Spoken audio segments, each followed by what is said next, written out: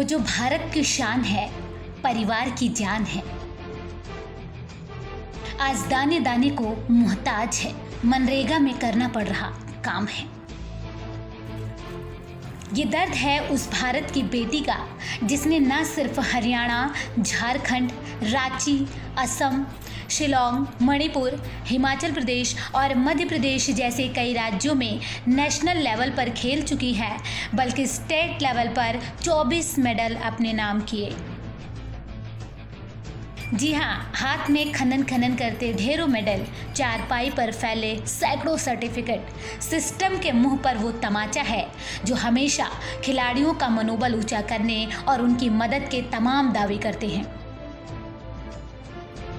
ये सैकड़ों सर्टिफिकेट मानो इस राष्ट्रीय वुशु खिलाड़ी से चीख चीख कर कह रहे हों कि तुम्हारी हालत देख हमारे होने का कोई फायदा नहीं।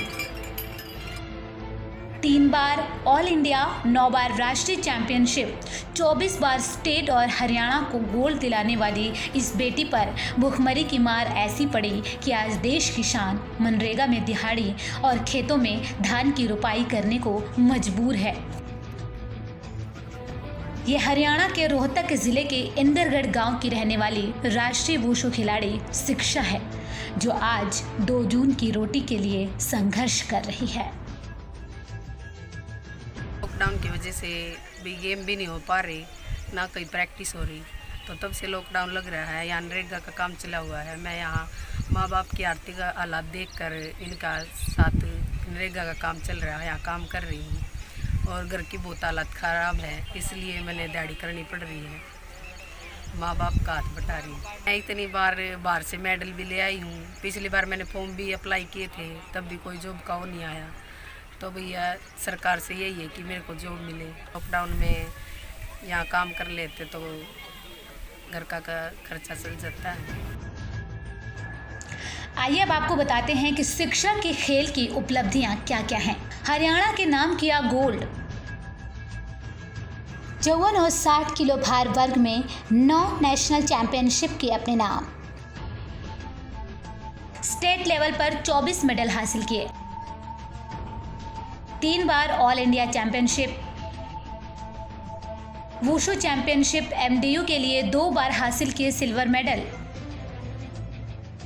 एमडीयू पीयू में ऑल इंडिया खेल चुकी है शिक्षा। कई राज्यों में नेशनल लेवल पर खेल चुकी हैं शिक्षा। इतना सब कुछ जीतने और अपने नाम करने के बावजूद पिछले 3 साल से शिक्षा खेल विभाग से कैश अवार्ड मिलने का इंतजार कर रही है। शिक्षा को ऐसी कैटेगरी में मिलने वाली स्कॉलरशिप भी नहीं मिली है।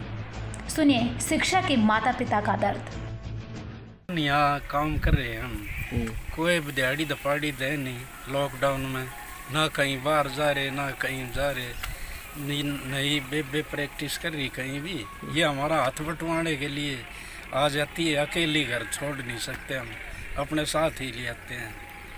अपना आड़े करे जाओ हैं बाबू बेटा बेटी, हमारी मजबूरी है जी बस।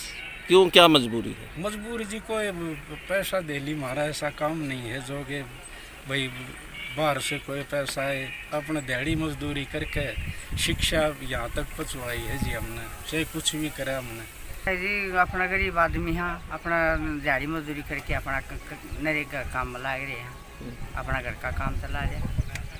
तो क्या मजबूरी में शिक्षा यहाँ काम कर रही है? और मजबूरी में कर रही है कि मैं कितना तो खेल दे ना, लॉकडाउन हुआ पास ना खुल रही। तो ये हाथ बंटवा रही है आप लोगों का? और बंटवा रही है, बढ़िया लग रही नरेगा काम। बेहतरीन खेल नीति का दम भरने वाली हरियाणा सरकार में राष्ट्रीय खिलाड़ियों की ऐसी अनदेखी होगी किसी ने सोचा भी नहीं होगा। शिक्षा ही नहीं, न जाने ऐसे कितने ही खिलाड़ी हैं जो कई मेडल जीतने के बावजूद सरकार की अनदेखी का शिकार हो गए हैं। तीरंदाज तरुण धनक का दर्द भी सुनिए। स्टेट लेवल में 3 मेडल, ब्रॉन्ज मेडल ले चुका हूँ। बस समस्या यह है कि सरकार हमारी तरफ कुछ भी नहीं दे पा रही है। खिलाड़ी जितने भी हैं तकरीबन सभी परेशान हैं। स्थिति ये है कि हमें प्रैक्टिस करने के लिए ना इक्विपमेंट प्रोवाइड होते हैं, ना हमें कोच प्रोवाइड होते हैं। यहाँ तक कि हमारे जो ग्राउंड में टारगेट लगे तो उनकी भी हालत खस्ता है। बच्चे अपने पास से कुछ कन्वेंस इकट्ठा करके टारगेट इकट्ठा लाते हैं, उसी को अपनी पर्सनल प्रैक्टिस करते हैं। वहीं इस पूरे मामले पर बीजेपी और कांग्रेस का क्या कुछ कहना है, आपको सुनाते हैं।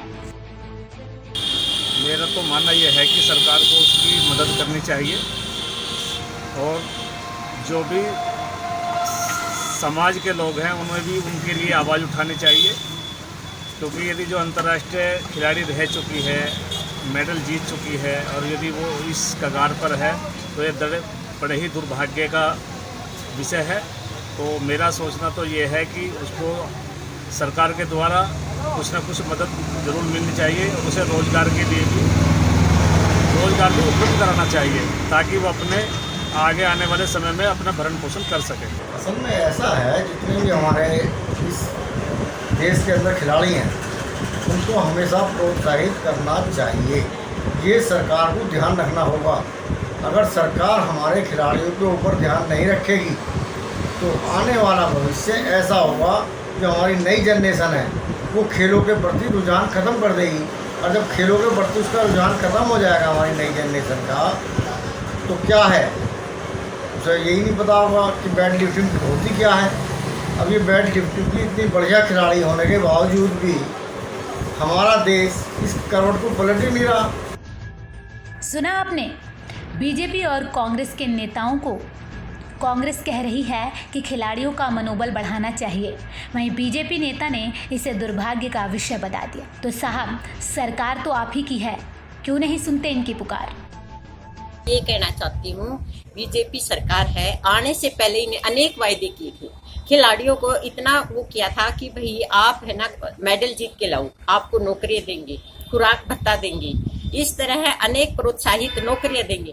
आज ये सच्चाई है आपकी जो आप बोल रहे हो। आज जो खिलाड़ी हैं मजदूरी करने के लिए मजबूर हैं, ये सच्चाई है। इसने धरातल पे तो कुछ किया नहीं, इन्हें तो सिर्फ किया तो इन्हें तो घोषणा करते हैं चुनाव टाइम में। अब किसी खिलाड़ी का नाम लेते हो तो बता दो, अब आपने इसमें चुनाव होगा तब एक दो बात कहेंगे, नहीं कभी भी है ना खिलाड़ी को मतलब जो भी वो करते हैं तो ये चुनाव टाइम में करते हैं। बीजेपी सरकार ये इसकी सच्चाई है कि ये वायदे अनेक करती है और धरातल पर कुछ नहीं, ये सच्चाई है। खेल में जीती लेकिन सिस्टम से हार गई। देश की शान मनरेगा में काम करने को बेबस और लाचार है, क्योंकि सिस्टम यहां बीमार है। सच ही तो है, यह सिस्टम बीमार ही है। तभी तो इस बेटी की ऐसी हालत को देखकर ये कहना बिल्कुल गलत नहीं होगा कि ये खेल में तो जीत गई लेकिन सिस्टम से हार गई। आज परिवार पर आई मुसीबत से उबरने के लिए इस बेटी के लिए वो मेडल काम नहीं आए जो इसने देश को दिलाए। इस बेटी के परिवार के लिए कुछ मददगार साबित हो रहा है तो वो है फरसा और कुदाल, जिससे वो मनरेगा में काम करने को बेबस और लाचार है, क्योंकि सिस्टम यहाँ बीमार है। Bureau report, AB star news.